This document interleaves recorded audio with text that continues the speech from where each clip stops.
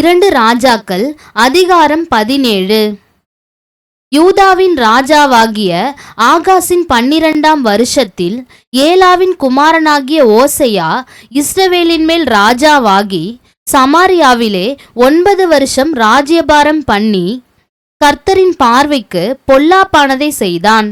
ஆனாலும் தனக்கு முன்னிருந்த இஸ்ரவேலின் ராஜாக்களைப் போல் செய்யவில்லை. அவனுக்கு விரோதமாக அசீரியாவின் ராஜாவாகிய சல்மனாசார் வந்தான். அப்பொழுது ஓசையா அவனை சேவிக்கிறவனாகி அவனுக்கு பகுதி கட்டினான். ஓசையா எகிப்தின் ராஜாவாகிய சோ என்பவனிடத்துக்கு ஸ்தானாபதிகளை அனுப்பினதும் தனக்கு வருஷந்தோறும் செய்தது போல் பகுதி அனுப்பாதே போனதுமான கலக யோசனையை அசீரியாவின் ராஜா ஓசையாவினிடத்திலே கண்டு அவனை பிடித்து கட்டி சிறைச்சாலையிலே வைத்தான். அசீரியா ராஜா தேசம் எங்கும் போய் சமாரியாவுக்கும் வந்து அதை 3 வருஷம் முற்றுகை போட்டிருந்தான். ஓசையாவின் 9ஆம் வருஷத்தில் அசீரியா ராஜா சமாரியாவை பிடித்து இஸ்ரவேலை அசீரியாவுக்கு சிறையாக கொண்டு போய் அவர்களை கோசான் நதி ஓரமான ஆலாகிலும் ஆபோரிலும் மேதியரின் பட்டணங்களிலும் குடியேற்றினான். எகிப்தின் ராஜாவாகிய பார்வோனுடைய கையின் கீழிருந்த தங்களை எகிப்து தேசத்திலிருந்து வரப்பண்ணின தங்கள் தேவனாகிய கர்த்தருக்கு விரோதமாக இஸ்ரவேல் புத்திரர் பாவம் செய்து அந்நிய தேவர்களுக்கு பயந்து நடந்து கர்த்தர் இஸ்ரவேல் புத்திரருக்கு முன்பாக துரத்தின ஜாதிகளின் வழிபாடுகளிலும் இஸ்ரவேல் ராஜாக்களின் வழிபாடுகளிலும் நடந்து கொண்டிருந்தார்கள். செய்யத்தகாத காரியங்களை இஸ்ரவேல் புத்திரர் தங்கள் தேவனாகிய கர்த்தருக்கு விரோதமாக இரகசியத்தில் செய்ததுமன்றி காவல் காக்கிற கோபுரங்கள் தொடங்கி அரணான பட்டணங்கள் மட்டுமுள்ள தங்கள் ஊர்களிலெல்லாம் தங்களுக்கு மேடைகளையும் கட்டி உயரமான சகல மேட்டின் மேலும் பச்சையான சகல மரத்தின் கீழும் தங்களுக்கு சிலைகளையும் விக்கிரக தோப்புகளையும் நிறுத்தி கர்த்தர் தங்களை விட்டு குடிவிலக்கின ஜாதிகளைப் போல சகல மேடைகளிலும் தூபம் காட்டி கர்த்தருக்கு கோபம் உண்டாக துர்க்கிரியைகளை செய்து இப்படி செய்யத்தகாது என்று கர்த்தர் தங்களுக்கு சொல்லி இருந்தும் நரகலான விக்கிரகங்களை சேவித்து வந்தார்கள். நீங்கள் உங்கள் பொல்லாத வழிகளை விட்டு திரும்பி நான் உங்கள் பிதாக்களுக்கு கட்டளையிட்டதும் என் ஊழியக்காரராகிய தீர்க்கதரிசிகளை கொண்டு உங்களுக்கு சொல்லி அனுப்பினதுமான நியாயப்பிரமாணத்தின் படியெல்லாம் என் கற்பனைகளையும் என் கட்டளைகளையும் கைக்கொள்ளுங்கள் என்று கர்த்தர் தீர்க்கதரிசிகள் ஞான திருஷ்டிக்காரர் எல்லோரையும் கொண்டு இஸ்ரவேலுக்கும் யூதாவுக்கும் திட சாட்சியாய் எச்சரித்து கொண்டிருந்தும் அவர்கள் செவிகொடாமல் தங்கள் தேவனாகிய கர்த்தர் மேல் விசுவாசியாமற் போன கடின கழுத்துள்ள தங்கள் பிதாக்களைப் போல் தங்கள் கழுத்தை கடினப்படுத்தி அவருடைய கட்டளைகளையும் அவர் தங்கள் பிதாக்களோடே பண்ணின அவருடைய உடன்படிக்கையையும் அவர் தங்களுக்கு திட சாட்சியாய் காண்பித்த அவருடைய சாட்சிகளையும் வெறுத்துவிட்டு வீணான விக்கிரகங்களை பின்பற்றி வீணராகி அவர்களை சுற்றிலும் இருக்கிறவர்களைப் போல செய்ய வேண்டாமென்று கர்த்தர் தங்களுக்கு கட்டளையிட்டு விலக்கியிருந்த ஜாதிகளுக்கு பின் சென்று தங்கள் தேவனாகிய கர்த்தரின் கற்பனைகளையெல்லாம் விட்டுவிட்டு 2 கன்றி குட்டிகளாகிய வார்ப்பித்த விக்கிரகங்களை தங்களுக்கு உண்டாக்கி விக்கிரக தோப்புகளை நாட்டி வானத்தின் சேனைகளை எல்லாம் பணிந்து கொண்டு பாகாலை சேவித்தார்கள். அவர்கள் தங்கள் குமாரரையும் தங்கள் குமாரத்திகளையும் தீக்கடக்க பண்ணி குறி கேட்டு நிமித்தங்கள் பார்த்து கர்த்தருக்கு கோபம் உண்டாக்க அவர் பார்வைக்கு பொல்லாப்பானதை செய்கிறதற்கு தங்களை விற்று போட்டார்கள். ஆகையால் கர்த்தர் இஸ்ரவேலின் மேல் மிகவும் கோபமடைந்து அவர்களை தம்முடைய முகத்தை விட்டு அகற்றினார். யூதா கோத்திரம் மாத்திரமே மீதியாயிற்று. யூதா ஜனங்களும் தங்கள் தேவனாகிய கர்த்தரின் கற்பனைகளை கைக்கொள்ளாமல் இஸ்ரவேல் உண்டாக்கின வழிபாடுகளில் நடந்தார்கள்.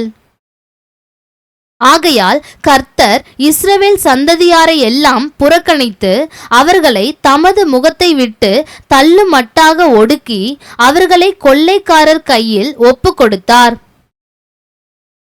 இஸ்ரவேலர் தாவீது வம்சத்தை விட்டு பிரிந்து நேபாத்தின் குமாரனாகிய யெரொபெயாமை ராஜாவாக்கினார்கள். அப்பொழுது யெரொபெயாம் இஸ்ரவேலை கர்த்தரை விட்டு பின்வாங்கவும் பெரிய பாவத்தை செய்யவும் பண்ணினான். அப்படியே இஸ்ரவேல் புத்திரர் யெரொபெயாம் செய்த எல்லா பாவங்களிலும் நடந்து கர்த்தர் தீர்க்கதரிசிகளாகிய தம்முடைய ஊழியக்காரர் எல்லாரையும் கொண்டு சொல்லியிருந்தபடி அவர்களை தமது சமூகத்தை விட்டு அகற்றுகிற வரைக்கும் அவைகளை விட்டு விலகாதிருந்தார்கள். இப்படியே இஸ்ரவேலர் தங்கள் தேசத்தினின்று அசீரியாவுக்கு கொண்டு போகப்பட்டு இந்நாள் வரைக்கும் இருக்கிறார்கள். அசீரியா ராஜா பாபிலோனிலும் கூத்தாவிலும் ஆபாவிலும் ஆமாத்திலும் செப்பர்வாயுமிலும் இருந்து மனுஷரை வரப்பண்ணி அவர்களை இஸ்ரவேல் புத்திரருக்கு பதிலாக சமாரியாவின் பட்டணங்களிலே குடியேற்றினான். இவர்கள் சமாரியாவை சொந்தமாய் கட்டிக்கொண்டு அதன் பட்டணங்களிலே குடியிருந்தார்கள். அவர்கள் அங்கே குடியேறினது முதல் கர்த்தருக்கு பயப்படாததினால் கர்த்தர் அவர்களுக்குள்ளே சிங்கங்களை அனுப்பினார். அவைகள் அவர்களில் சிலரை கொன்று போட்டது. அப்பொழுது ஜனங்கள் அசீரியா ராஜாவை நோக்கி, நீர் இங்கே இருந்து அனுப்பி சமாரியாவின் பட்டணங்களிலே குடியேற்றுவித்த ஜாதிகள் அந்த தேசத்து தேவனுடைய காரியத்தை அறியாதபடியினால் அவர் அவர்களுக்குள்ளே சிங்கங்களை அனுப்பினார். அந்த தேசத்து தேவனுடைய காரியத்தை அவர்கள் அறியாதபடியினால் அவைகள் அவர்களை கொன்று போடுகிறது என்று சொன்னார்கள். அதற்கு அசீரியா ராஜா, நீங்கள் அங்கே இருந்து கொண்டு வந்த ஆசாரியர்களில் ஒருவனை அங்கே அழைத்து கொண்டு போங்கள். அவர்கள் அங்கே குடியிருக்கும்படிக்கு அவன் அவர்களுக்கு அந்த தேசத்து தேவனுடைய காரியத்தை போதிக்க கடவன் என்று கட்டளையிட்டான். அப்படியே அவர்கள் சமாரியாவிலிருந்து கொண்டு போயிருந்த ஆசாரியர்களில் ஒருவன் வந்து பெத்தேலிலே குடியிருந்து கர்த்தருக்கு பயந்து நடக்க வேண்டிய விதத்தை அவர்களுக்கு போதித்தான். ஆனாலும் அந்தந்த ஜாதி தங்கள் தங்கள் தேவர்களை தங்களுக்கு உண்டு பண்ணி அந்தந்த ஜாதியார் குடியேறின தங்கள் தங்கள் பட்டணங்களில் சமாரியார் உண்டு பண்ணின மேடைகளின் கோவில்களில் வைத்தார்கள்.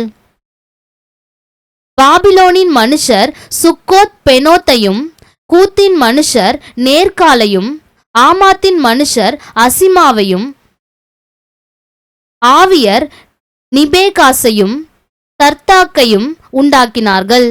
செப்பர்வியர் செப்பர் வாயிமின் தேவர்களாகிய அத்ரமலேக்குக்கும் அன்னமலேக்குக்கும் தங்கள் பிள்ளைகளை அக்னியில் தகனித்து வந்தார்கள். அவர்கள் கர்த்தருக்கு பயந்ததும் அன்றி மேடைகளிலுள்ள கோவில்களில் தங்களுக்காக ஆராதனை செய்கிறதற்கு தங்களுக்குள் ஈனமானவர்களை ஆசாரியர்களாகவும் ஏற்படுத்தினார்கள். அப்படியே கர்த்தருக்கு பயந்தும் தாங்கள் விட்டு வந்த ஜாதிகளுடைய முறைமையின்படியே தங்கள் தேவர்களை சேவித்தும் வந்தார்கள். இந்நாள் வரைக்கும் அவர்கள் தங்கள் முந்தின முறைகளின்படியே செய்து வருகிறார்கள். அவர்கள் கர்த்தருக்கு பயந்து நடக்கிறதும் இல்லை, தங்கள் சுய திட்டங்கள் முறைமைகளின் படியாகிலும் கர்த்தர் இஸ்ரவேல் என்று பெயரிட்ட யாக்கோபின் புத்திரருக்கு கற்பித்த நியாய பிரமாணத்திற்கும் கற்பனைக்கும் ஒத்தபடியாகிலும் செய்கிறதுமில்லை. கர்த்தர் இவர்களோடே உடன்படிக்கை பண்ணி இவர்களுக்கு கற்பித்தது என்னவென்றால், நீங்கள் அந்நிய தேவர்களுக்கு பயப்படாமலும் அவர்களை பணிந்து கொள்ளாமலும் சேவியாமலும் அவர்களுக்கு பலியிடாமலும் உங்களை மகா வல்லமையினாலும் ஓங்கிய புயத்தினாலும் எகிப்து தேசத்திலிருந்து வரப்பண்ணின கர்த்தருக்கே பயந்து அவரையே பணிந்து கொண்டு அவருக்கே பலியிட்டு அவர் உங்களுக்கு எழுதி கொடுத்த திட்டங்களின்படியும் முறைமைகளின்படியும் நியாய பிரமாணத்தின்படியும் கற்பனைகளின்படியும் நீங்கள் சகல நாளும் செய்கிறதற்கு கவனமாயிருந்து அந்நிய தேவர்களுக்கு பயப்படாதிருங்கள். நான் உங்களோடே பண்ணின உடன்படிக்கையை நீங்கள் மறவாமலும் அந்நிய தேவர்களுக்கு பயப்படாமலும் உங்கள் தேவனாகிய கர்த்தருக்கே பயந்து நடப்பீர்களாக. அப்பொழுது அவர் உங்கள் எல்லா சத்துருக்களின் கைக்கும் உங்களை தப்புவிப்பார் என்று அவர்களுக்கு சொல்லியிருந்தார். ஆனாலும் அவர்கள் செவி கொடாமல் தங்கள் முந்தின முறைமைகளின்படியே செய்தார்கள். அப்படியே அந்த ஜாதிகள் கர்த்தருக்கு பயந்தும் தங்கள் விக்கிரகங்களை சேவித்தும் வந்தார்கள். அவர்கள் பிள்ளைகளும் அவர்கள் பிள்ளைகளின் பிள்ளைகளும் தங்கள் பிதாக்கள் செய்தபடியே இந்நாள் வரைக்கும் செய்து வருகிறார்கள். அதிகாரம் 18.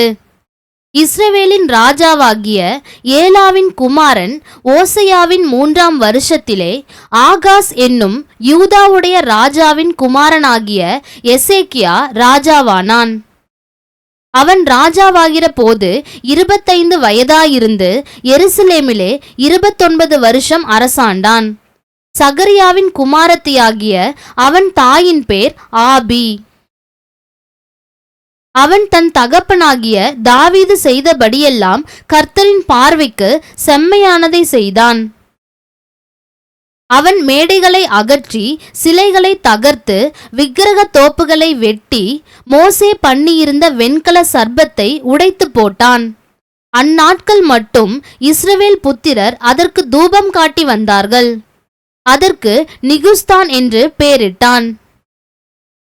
அவன் இஸ்ரவேலின் தேவனாகிய கர்த்தரின் மேல் வைத்த நம்பிக்கையிலே அவனுக்கு பின்னும் அவனுக்கு முன்னும் இருந்த யூதாவின் ராஜாக்களில் எல்லாம் அவனைப் போல் ஒருவனும் இருந்ததில்லை.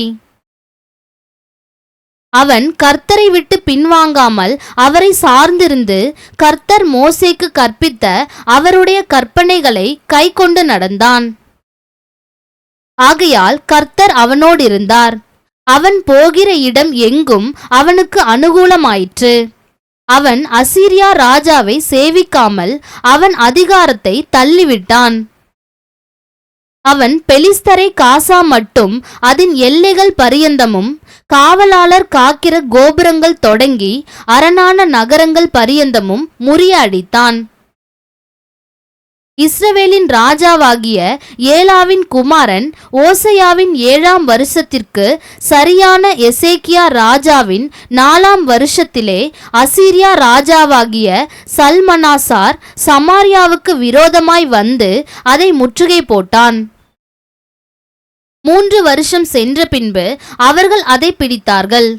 எசேக்கியாவின் 6ஆம் வருஷத்திலும் இஸ்ரவேலின் ராஜாவாகிய ஓசையாவின் 9ஆம் வருஷத்திலும் சமாரியா பிடிபட்டது. அசீரியா ராஜா இஸ்ரவேலை அசீரியாவுக்கு சிறைபிடித்து கொண்டு போய் கோசான் நதியோரமான ஆலாகிலும் ஆபோரிலும் மேதியரின் பட்டணங்களிலும் குடியேற்றினான்.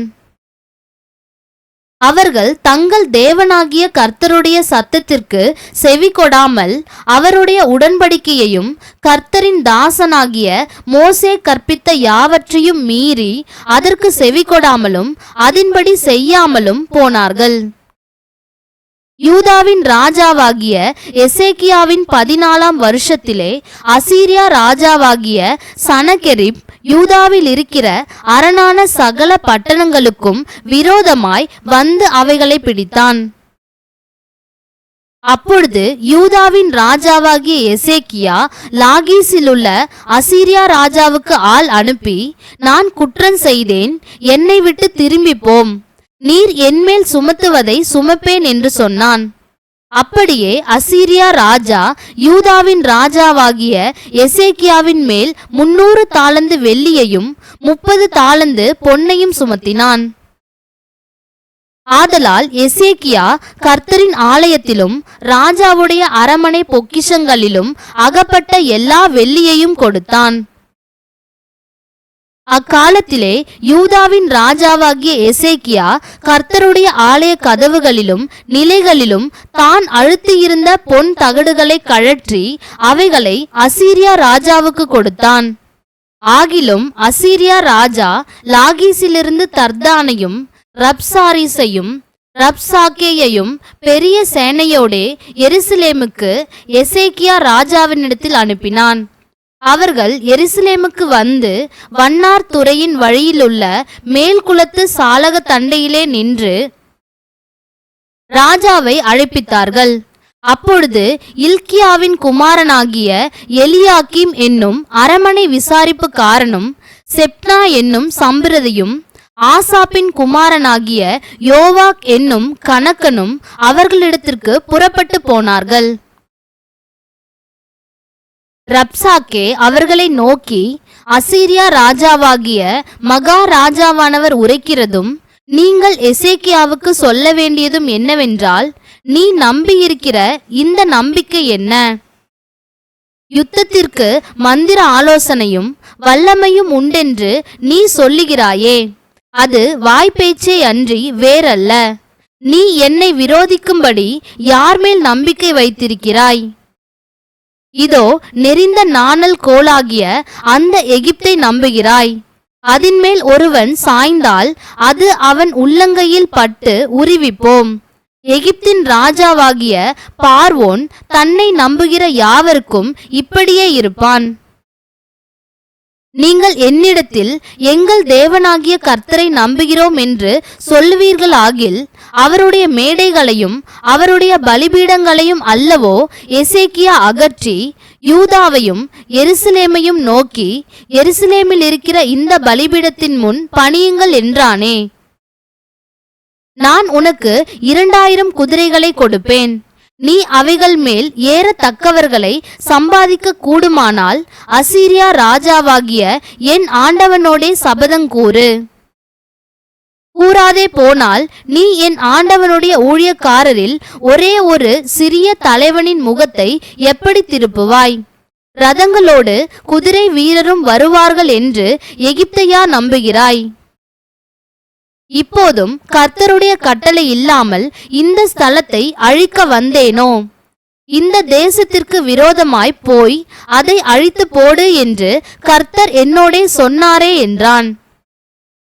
அப்பொழுது இல்க்கியாவின் குமாரன் எலியாக்கீமும் செப்னாவும் யோவாகும் ரப்சாக்கேயை பார்த்து, உமது அடியாரோடே சீரிய பாஷையிலே பேசும், அது எங்களுக்கு தெரியும். அலங்கத்தில் இருக்கிற ஜனத்தின் செவிகள் கேட்க எங்களோடே யூத பாஷையிலே பேச வேண்டாம் என்றார்கள். அதற்கு ரப்சாக்கே, உங்களோடும் கூட தங்கள் மலத்தை தின்னவும் தங்கள் நீரை குடிக்கவும் அலங்கத்திலே தங்கியிருக்கிற மனுஷர் அண்டைக்கே அல்லாமல் உன் ஆண்டவன் அண்டைக்கும் உன் அண்டைக்குமா என் ஆண்டவன் இந்த வார்த்தைகளை பேச என்னை அனுப்பினார் என்று சொல்லி ரப்சாக்கே நின்று கொண்டு யூத பாஷையிலே உரத்த சத்தமாய், அசீரியா ராஜாவாகிய மகாராஜாவுடைய வார்த்தையை கேளுங்கள். எசேக்கியா உங்களை வஞ்சியாதபடி பாருங்கள். அவன் உங்களை என் கையிலிருந்து தப்புவிக்க மாட்டான். கர்த்தர் நம்மை நிச்சயமாய் தப்புவிப்பார்.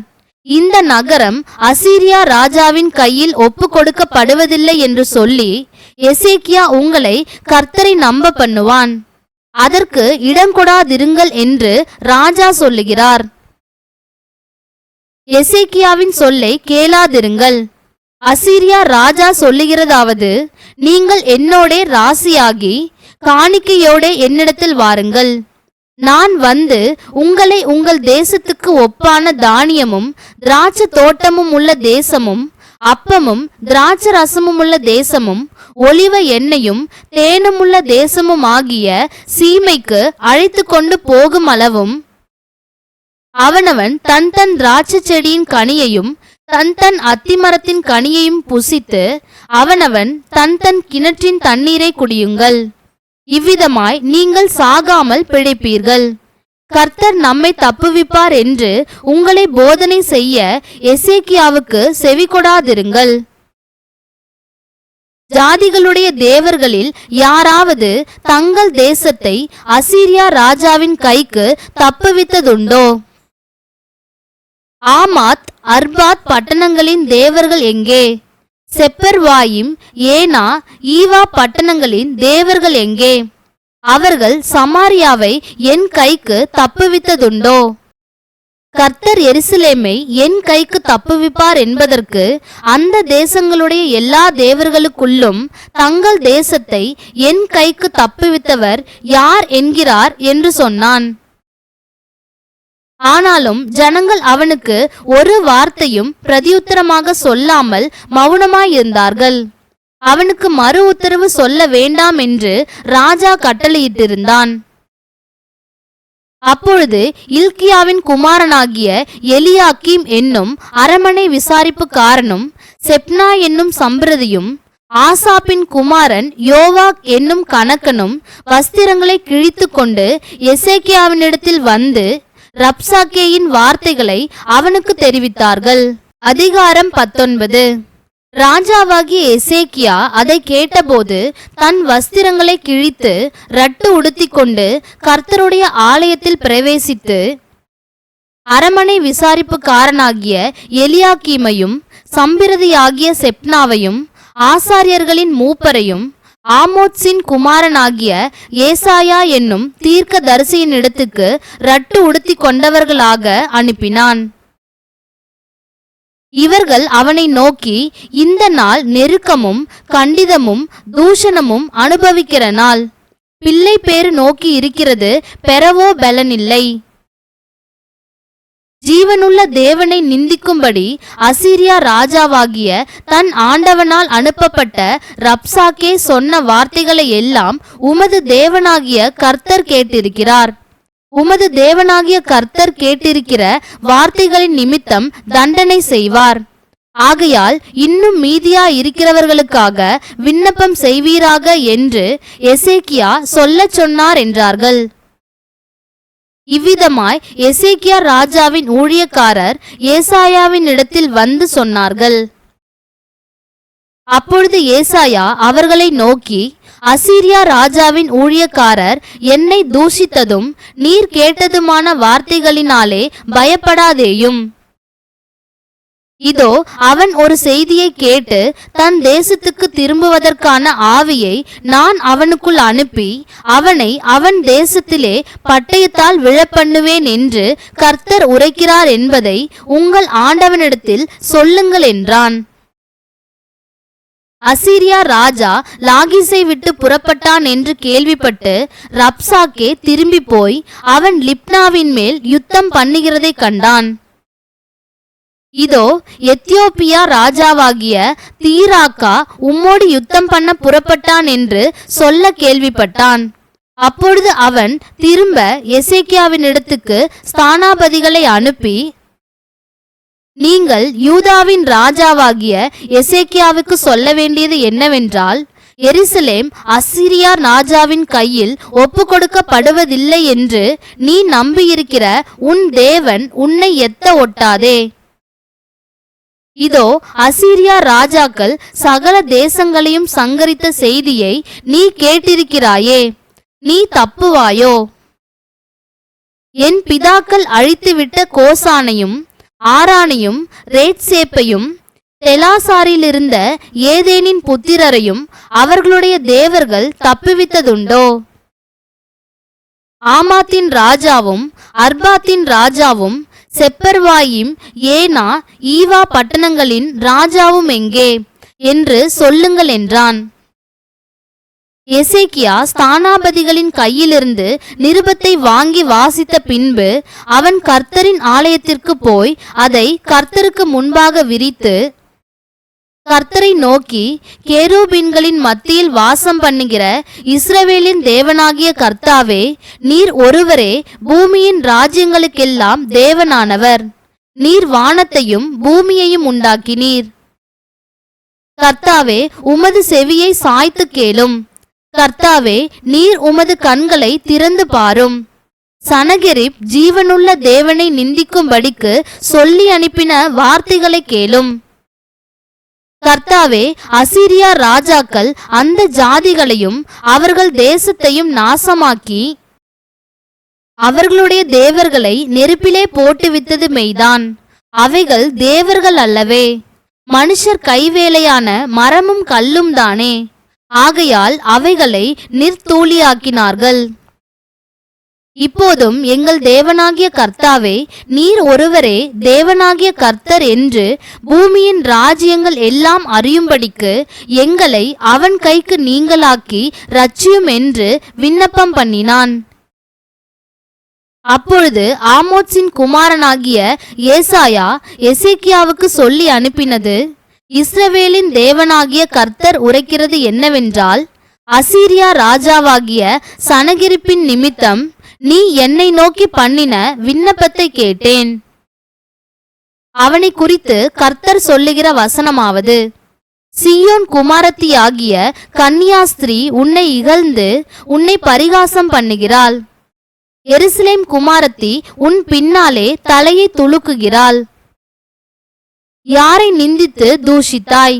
யாருக்கு விரோதமாய் உன் சத்தத்தை உயர்த்தினாய்?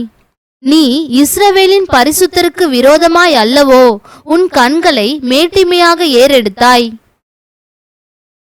உன் ஸ்தானாபதிகளை கொண்டு நீ ஆண்டவரை நிந்தித்து, என் ரதங்களின் திரளினாலே நான் மலைகளின் கொடுமுடிகளுக்கும் லீபனோனின் சிகரங்களுக்கும் வந்து ஏறினேன். அதன் உயரமான கேதுரு மரங்களையும் உச்சிதமான தேவதாரி விருட்சங்களையும் நான் வெட்டி, அதன் கடையாந்தர தாபரம் மட்டும் அதன் செழுமையான வனம் மட்டும் வருவேன் என்றும், நான் அந்நிய தேசங்களில் கிணறு வெட்டி தண்ணீர் குடித்தேன். என் உள்ளங்கால்களினால் அரணிப்பான இடங்களின் அகழிகளை எல்லாம் வரலவும் பண்ணினேன் என்றும் சொன்னாய். நான் வெகு காலத்திற்கு முன் அதை நியமித்து பூர்வ நாட்கள் முதல் அதை திட்டம் பண்ணினேன் என்பதை நீ கேட்டதில்லையோ? இப்பொழுது நீ அரணான பட்டணங்களை பாழான மண்மேடுகள் ஆக்கும்படிக்கு நானே அதை சம்பவிக்க பண்ணினேன். அதனாலே அவைகளின் குடிகள் கையிழைத்தவர்களாகி கலங்கி வெட்கப்பட்டு வெளியின் பூண்டுக்கும் பச்சிலைக்கும் வீடுகளின் மேல் முளைக்கும் புல்லுக்கும் ஓங்கி வளரும் முன் தீந்து போம் பயிருக்கும் சமானமானார்கள். உன் இருப்பையும் உன் போக்கையும் உன் வரவையும் நீ எனக்கு விரோதமாய் கொந்தளிக்கிறதையும் அறிவேன்.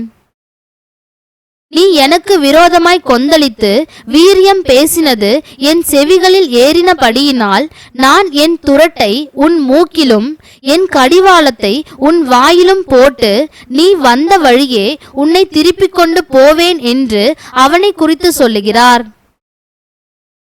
உனக்கு அடையாளமாயிருப்பது என்னவென்றால், இந்த வருஷத்திலே தப்பி பயிராகிறதையும் 2ஆம் வருஷத்திலே தானாய் விளைகிறதையும் சாப்பிடுவீர்கள்.